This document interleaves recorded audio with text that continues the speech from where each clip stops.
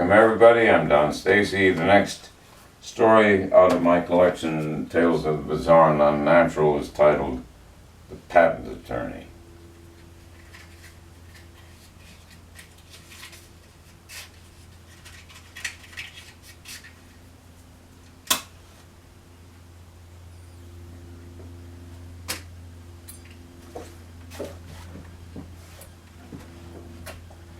Patent Attorney. And so I told him I wasn't interested in his lousy idea, and then I said to him, "Now, I'm quite busy, so I must ask you to leave."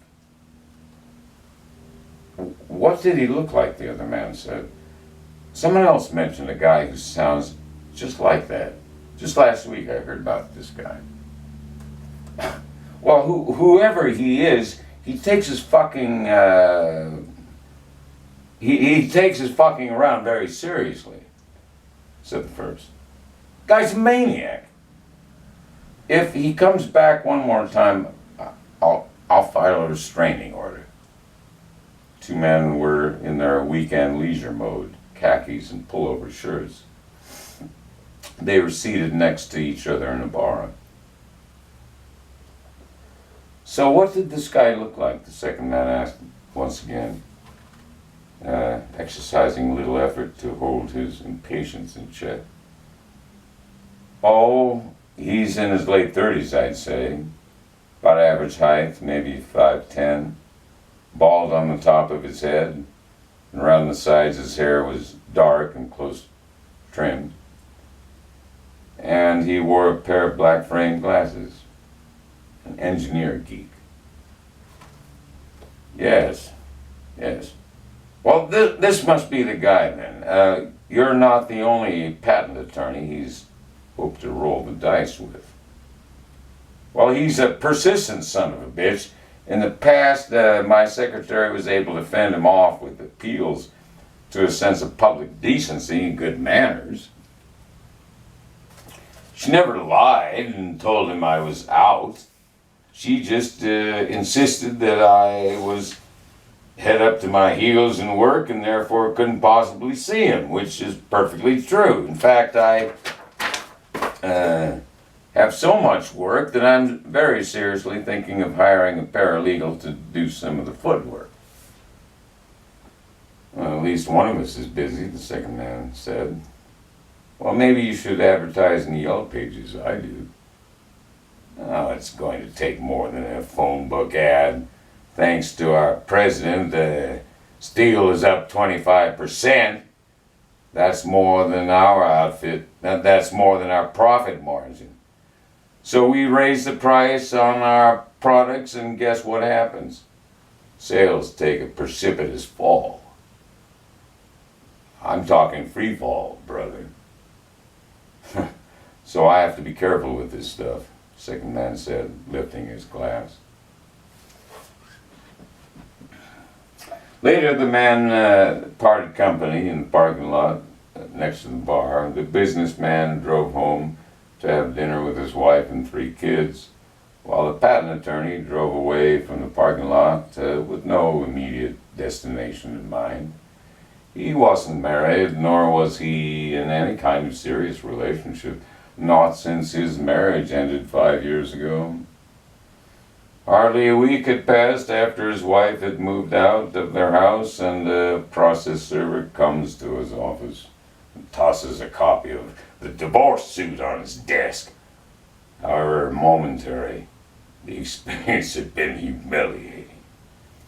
In some sense, he had sacrificed the possibility of having a family for the sake of going to bed with other women on occasion.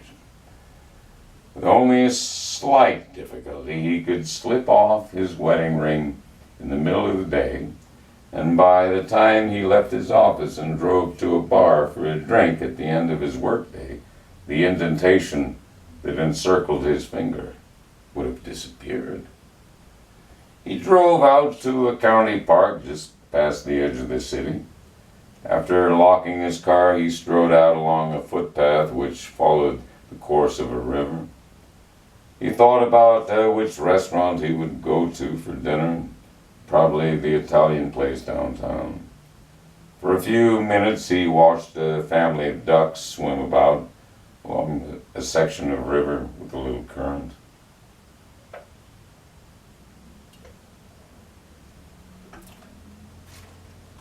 A couple of hours later, he returned home.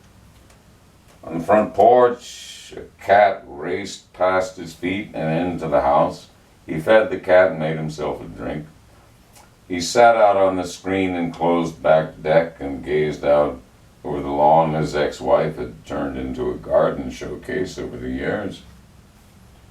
All he had to do now was mow the lawn, pull weeds, and rake up the leaves each fall.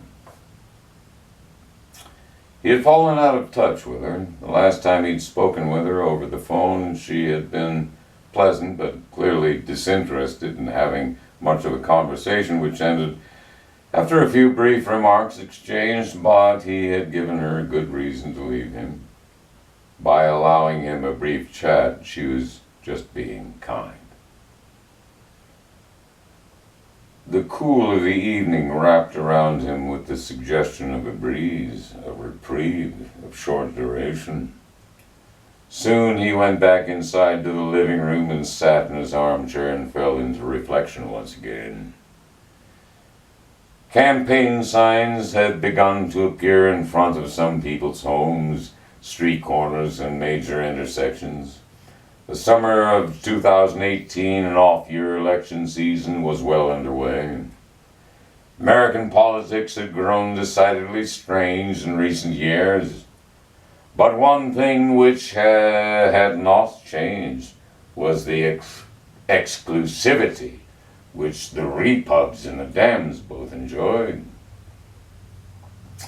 Lawsuits had been filed over the placement of campaign signs, regardless of permission from the property owners.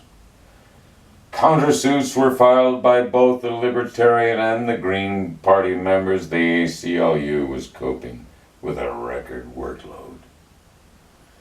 The patent attorney dozed off, reclined in his armchair. His head had fallen to one side. In the distance he could hear a persistent siren. Nearby a crow declaimed to the neighborhood. His next-door neighbor started his truck and let the engine run for several minutes before leaving. When he awoke, night had already fallen. He pulled the chair back to its upright position. He then rose up and reached beneath the shade of the table lamp for its switch. The lamp on, he went to the edge of the vertical curtain blinds and pulled them shut. He went into the kitchen and poured himself another glass of whiskey. He shut off the overhead lights, and while sipping the whiskey, he gazed out the window. Most of his neighbors kept the porch light on at night. He did so as well. He carried his drink outdoors and walked idly about the backyard, taking note of any weeds he would have to pull the following morning. By mid-afternoon, the outdoors sweltered, and work outside would be unthinkable. The rolling drone of crickets soothed him.